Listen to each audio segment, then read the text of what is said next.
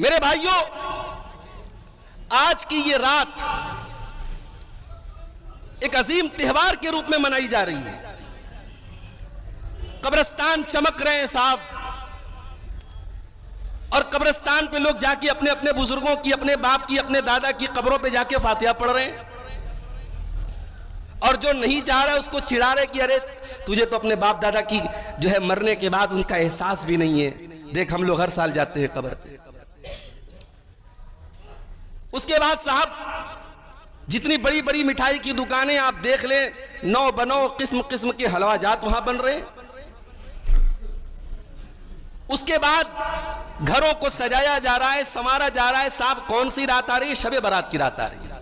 मेरे भाइयों, आप जरा गौर कीजिए कि अगर आज की रात वाकई में इतनी अजीम रात है, माशाअल्लाह सुबह से लेकर शाम तक शबीना पढ़ा जा रहा है, पूरा कुरान पढ़ा जा रहा है, कब्रिस्तान सज रहे हैं, हर मुसलमान बेहतरीन कपड़ा पहन के टोपी लगा के घर से निकल रहा है।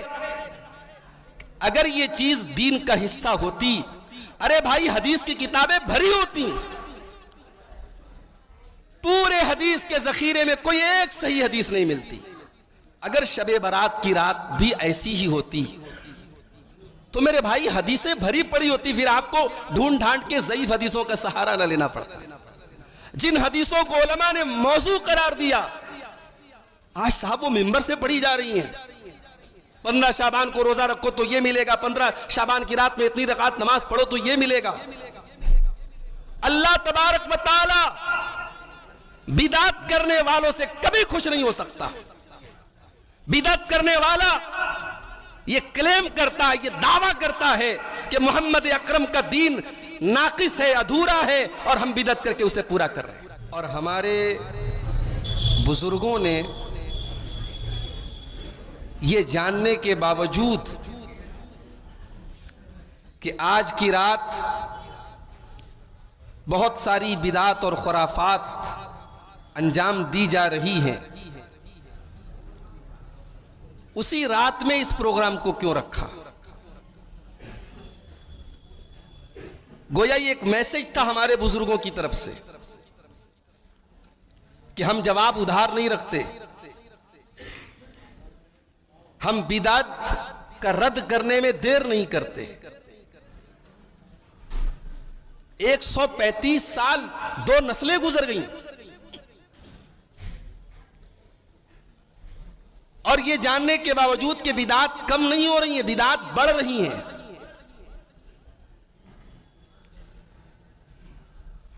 कहीं बड़ा अच्छा जुमला मैंने पढ़ा था कि बिदअत जो होती है ये बांझ नहीं होती है। बिदअत हर साल कोई नया बच्चा देती है। हमारे बचपन में 12 रबीउल अव्वल की तारीख को कहा जाता था कि 12 वफात है साहब। मैं अपने बचपन की बात कर रहा हूं, मैं बहुत ज्यादा मेरी उम्र नहीं है। कोई जुलूस नहीं निकलता था, और आज हालात ये है कि साहब जुलूस भी निकल रहा है, केक भी कट रहा है, प्रोग्राम भी हो रहे हैं, और अब 12 वफात का नाम बदल के उसका नया नाम रख दिया गया ईद मिलादुन नबी। और लिख लीजिए मेरी बात, अगर आप जिंदा रहेंगे 10 साल बाद कुछ और नया अपडेट आएगा, उसमें कुछ और नई चीजें ऐड हो जाएंगी, क्योंकि बिदात जो होती है ये अपडेट होती रहती है। इस्लाम अपडेट नहीं होता है, इस्लाम ऑलरेडी अपडेटेड है। 1400 साल पहले इस्लाम का जो वर्जन जनाब मोहम्मद रसूलुल्लाह सल्लल्लाहु अलैहि वसल्लम ने हमें दिया था वो हर एतबार से अपडेटेड है, और इस दीन को अपडेट करने वाला अल्लाह है। अल-यौमा अकमलतु लकुम दीनकुम व अतममतु अलैकुम निअमती व रदीतु लकुमुल इस्लाम दीना। ये अरफा के दिन ये आयत नाजिल हुई थी।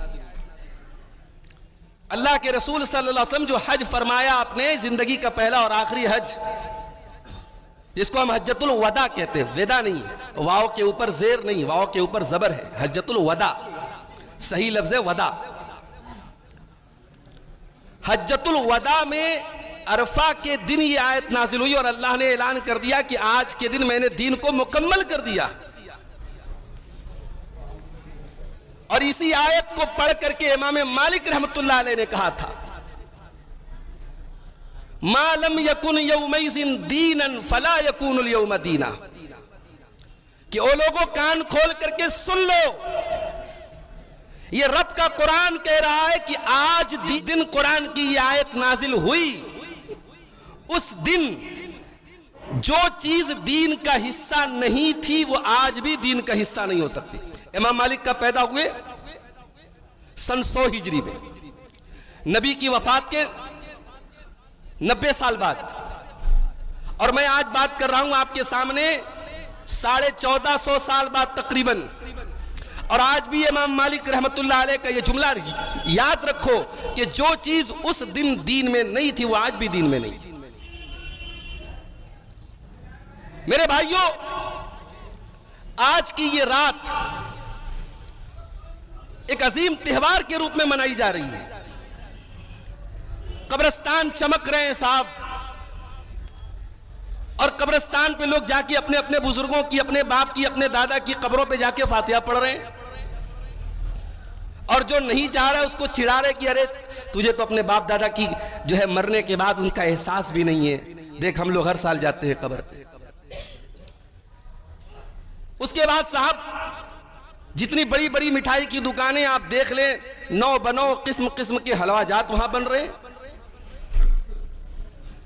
उसके बाद घरों को सजाया जा रहा है, संवारा जा रहा है। साहब कौन सी रात आ रही है? शबे बारात की रात आ रही है। हमारे एक जानने वाली खातून है, उनके यहां कल किसी ने कहा कि भाई घर में कुछ झाड़ू वगैरह लगा दिया जाए, सफाई कर दिया जाए। तो उन्होंने कहा नहीं आज कोई काम नहीं होगा। पूछा कि क्यों नहीं होगा? बोले ये शुभरात का अरफा है। मैं अजीब लफ्ज में सुन के हैरान हो गया कि ये अरफा का जो लफ्ज है, अरफा कहते हैं 9 जिलहिज्जा की तारीख को, और उसको इसलिए अरफा कहते हैं क्योंकि उसी दिन हाजी लोग अरफात के मैदान में जाते हैं। तो भी हमने एक ही अरफा सुना था, ये जो जिलहिज्जा की 9 तारीख को बकरीद के एक दिन पहले आता है, जिसको हमारे यहाँ उर्फ आम में मक्के बकरीद वाला दिन कहते हैं। ये साहब ये कौन सा शुभरात का अरफा आ गया? इस तरीके की न जाने कितनी जिहालतें, बिदात जिहालत की कोख से जन्म लेती है। नोट कर लीजिए मेरा ये जुमला, जहां इल्म होगा, जहां कुरान और सुन्नत पढ़ा जाएगा, वहां बिदअत नहीं होगी। और इसीलिए जिनको बिदअत की दुकान चमकानी है उन्होंने मना करके रखा है, मत पढ़ो कुरान की तफसीर, मत पढ़ो हदीस के तर्जमे, हमसे पूछो हम बताएंगे, तुम मुताला मत करो, तुम तहकीक मत करो। क्यों? ताकि बिदअत की ये दुकानें चमकती रहें, और जब बिदअत की दुकानें चमकती रहेंगी तो उन शिकम परवर, उन पेटू और शिकम परवर मुल्लाओं की दुकानें चलती रहे। मेरे भाइयों, आप जरा गौर कीजिए कि अगर आज की रात वाकई में इतनी अजीम रात है, माशाअल्लाह सुबह से लेकर शाम तक शबीना पढ़ा जा रहा है, पूरा कुरान पढ़ा जा रहा है, कब्रिस्तान सज रहे हैं, हर मुसलमान बेहतरीन कपड़ा पहन के टोपी लगा के घर से निकल रहा है। अगर ये चीज दीन का हिस्सा होती, अरे भाई हदीस की किताबें भरी होती, पूरे हदीस के जखीरे में कोई एक सही हदीस नहीं मिलती।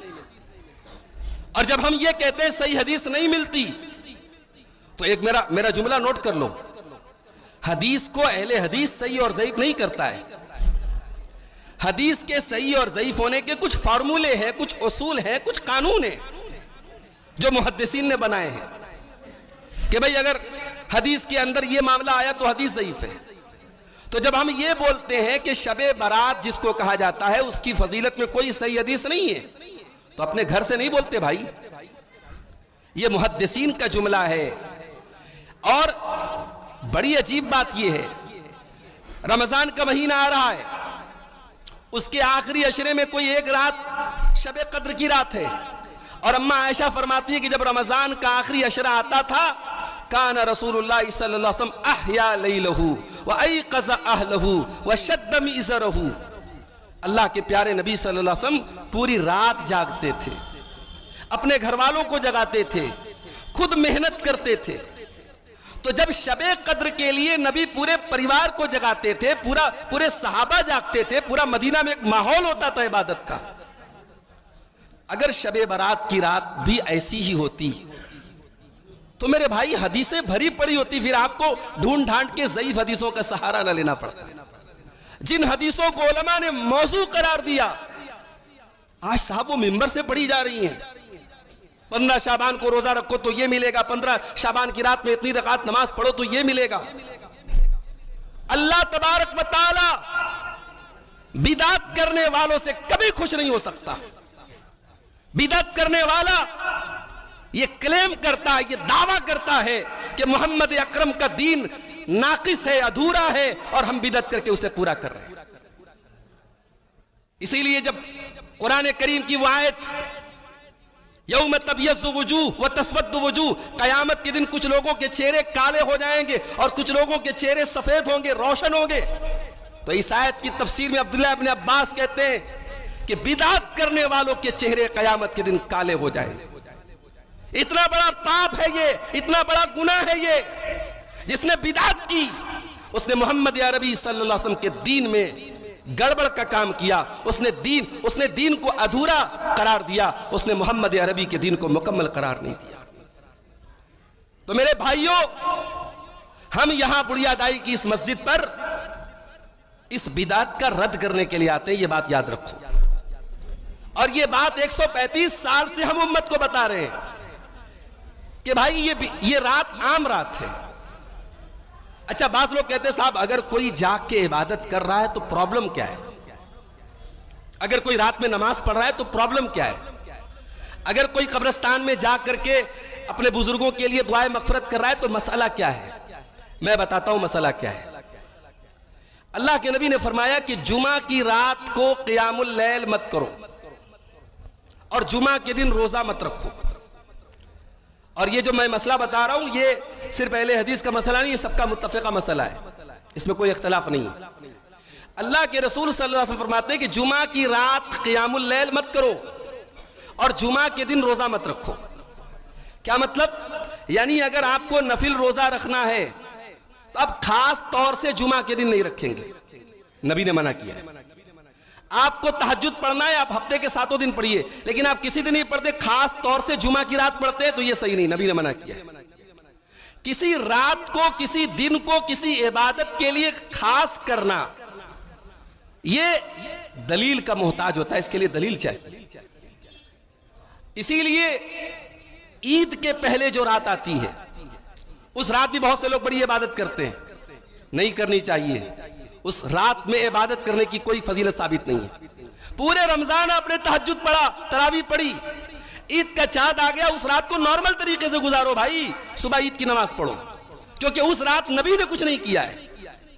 हमारा कहना यही है मेरे भाई, हमें इबादत से प्रॉब्लम नहीं है, हमें बिदअत से प्रॉब्लम है।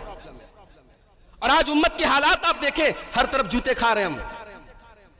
जो उम्मत इतने जूते खा रही है उसके बावजूद भी बिदअत में और खुराफात में बढ़ चढ़ करके हिस्सा ले रही है। ये अफसोस की बात नहीं है? वो मुसलमान जो साल भर मस्जिद में झांकने नहीं आता, उसे शबे बारात के हलवे में दीन नजर आ रहा है। वो मुसलमान जिसने अपने बाप की जिंदगी में कभी कदर नहीं की, अपने बाप की कभी बात नहीं मानी, और मरने के बाद हर साल बाप के नाम से फातिहा पढ़ के जो है हलवा बख्श रहा है और हलवा लोगों को बांट रहा है। कौन सी मोहब्बत है मेरे भाई? ये दीन शॉर्टकट का नाम नहीं है, ये दीन हमारी मनमर्जी का नाम नहीं है।